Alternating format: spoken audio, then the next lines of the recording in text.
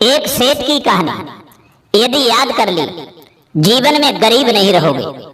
जय श्री कृष्ण दोस्तों, स्वागत है आप सभी ध्रुव चैनल में।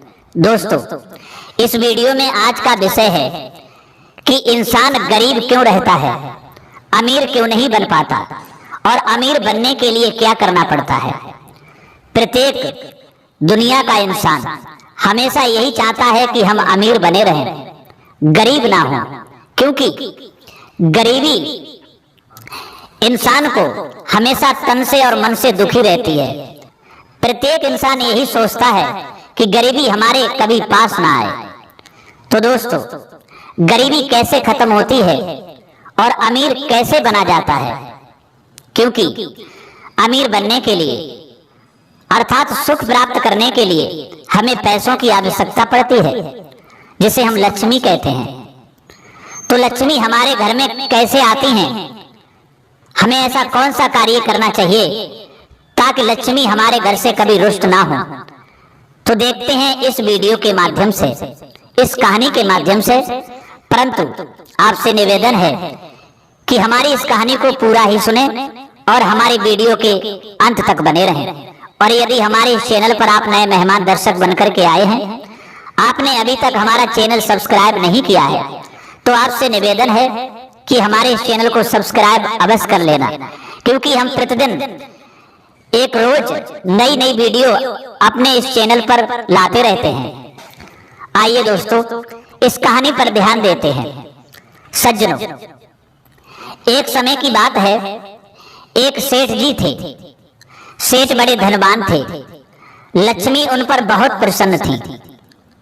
दोस्तों, सेठ एक बार रात्रि में विश्राम कर रहे थे, अर्थात सो रहे थे।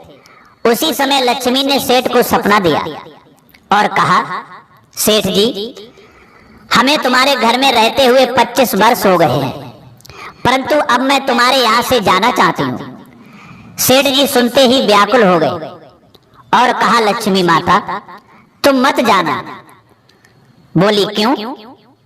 तब सेठ जी बोले, लक्ष्मी, एक तुम ही तो हो जिस वजह से लोग हमें सलाम करते हैं और हमारी इज्जत करते हैं।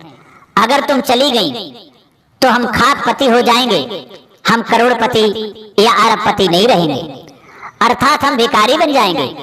हे माता, तुम्हारी वजह से मैंने प्रेम, व्यवहार, रिश्तेदारी और मंदिरों में जाना बंद कर दिया है। ये सुनकर के लक्ष्मी कहने लगी, हे सेठ जी, मैंने तुमसे कब मना किया था कि तुम हमारे पीछे ये सब कुछ छोड़ दो, अपनी भक्ति छोड़ दो, मंदिरों में जाना छोड़ दो, या अपने रिश्तेदारों से, प्रेमियों से प्रेम व्यवहार छोड़ दो। दोस्तों, लक्ष्मी ने ये शब्द सेठ जी से कहे और फिर कहा, सेठ जी, मैं जाऊंगी जरूर, मैं एक जगह हमेशा नहीं ठहरती हूँ। सेठ जी बोले, जाओ, फिर मैं क्या करूं? तुम्हारे जाने के बाद मैं तो खाकपति हो जाऊंगा। मैं आपसे बहुत प्रेम करता हूँ।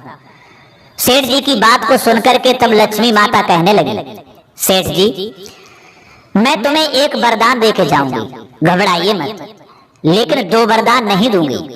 खूब समझ लो, मांगो, क्या मांगना चाहते हो? लक्ष्मी के ये वचन सुनकर के तब सेठ जी बोले, लक्ष्मी, अभी नहीं, मैं अपने घर से सलाह लेने के बाद तब मांगूंगा, थोड़ा समय दो। माता, तुम कल आना। और सच भी कहा है कि जो समझदार लोग होते हैं, जो चालाक लोग होते हैं, वो खुद या स्वयं का निर्णय नहीं लेते हैं, वो अपने परिवार से विचार विमर्श करने के बाद, सलाह करने के बाद ही उस कार्य का निर्णय लेते हैं। दोस्तों,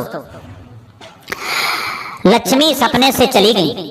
सेठ जी सुबह अपनी चारों बहुओं के पास में पहुंचे और अपनी चारों बहुओं से कहने लगे, बेटा, अब हम भिखारी बनने जा रहे हैं। चारों बहुएं बोली, पिताजी, ऐसा क्या हुआ जो तुम भिखारी बनने के लिए जा रहे हो? तब सेठ जी बोले, रात लक्ष्मी ने सपना दिया और सपने में मुझसे कहा कि सेठ जी, अब मैं तुम्हारे घर से जा रही हूँ, परंतु एक वरदान दे के जाऊंगी। और तुम्हें तो मालूम है, अगर लक्ष्मी घर से चली गई तो हम भिखारी बन जाएंगे, खाकपति बन जाएंगे। लेकिन एक वरदान देने के लिए कहा है। मेरी समझ में नहीं आ रहा है कि मैं माता से क्या वरदान मांगू। तब बड़ी बहू से पूछा, बहू तुम बताओ मैं लक्ष्मी से क्या वरदान मांगू।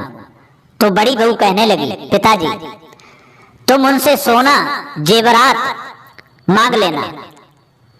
बोले ठीक है। उसके बाद में उससे छोटी से पूछा, बहू तुम बताओ तुम्हारी क्या इच्छा है, मैं क्या लक्ष्मी से मांगू।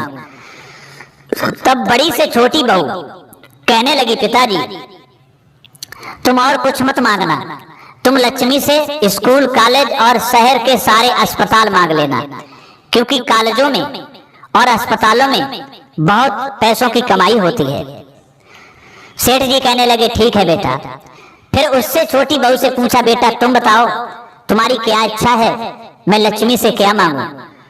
तब उससे छोटी ने कहा, पिताजी तुम शहर की सारी जमीन नाम करा लेना, क्योंकि जमीन में बहुत अनाज पैदा होता है, हम गरीब नहीं रहेंगे, जब अनाज पैदा होगा तो हम अमीर ही बने रहेंगे। बोले ठीक है बेटा। फिर सबसे छोटी बहू से पूछा सेठ जी ने, बेटा अब तुम बताओ तुम्हारी क्या राय है, तुम्हारी क्या इच्छा है। दोस्तों तो सबसे छोटी बहू कहने लगी, पिताजी ना मुझे सोना चाहिए, ना मुझे अस्पताल चाहिए, ना मुझे कॉलेज चाहिए, और ना मुझे शहर की क्षेत्र की जमीन चाहिए। सेठ जी कहने लगे, बेटा तुम्हें क्या चाहिए। तब सबसे छोटी बहू ने कहा, पिताजी लक्ष्मी से तुम यही मांगना, जब लक्ष्मी तुम्हारे सपने में आए और वरदान मांगने के लिए कहें, तब तुम यही मांगना, यदि हम गरीब हो जाएं तो हम बहू बेटों में हमेशा प्रेम बना रहे, और कुछ मत मांगना। दोस्तों चारों बहुओं की बातों को सुनकर के सेठ जी वहां से चले गए। और जब रात्रि हुई तो सेठ जी ने विश्राम किया, और जब विश्राम किया तो लक्ष्मी जी सपने में आ गई और कहने लगी, सेठ जी मांगो, अपने परिवार से घर से सलाह ले ली होगी तुमने, मांगो क्या मांगना चाहते हो, लेकिन एक वरदान मांगना, दो मत मांगना, क्योंकि मैं तुम्हें एक ही वरदान देके जाऊंगी। सेठ जी कहने लगे, माता मैं एक ही वरदान मांगूंगा, दो नहीं मांगूंगा। लक्ष्मी ने कहा तो मांगो, क्योंकि मैं जाना चाहती हूँ। सेठ जी कहने लगे, हे माता यदि आप चली जाओ तो हमें एक वरदान ये दे करके जाओ, आपके जाने के बाद हम गरीब तो हो जाएंगे, ये बात निश्चित है, लेकिन जब हम गरीब हो जाएं तो हम और हमारे बेटों में और हमारी चारों बहुओं में, अर्थात मेरे पूरे परिवार में हमेशा प्रेम बना रहे, और हमें कुछ नहीं चाहिए।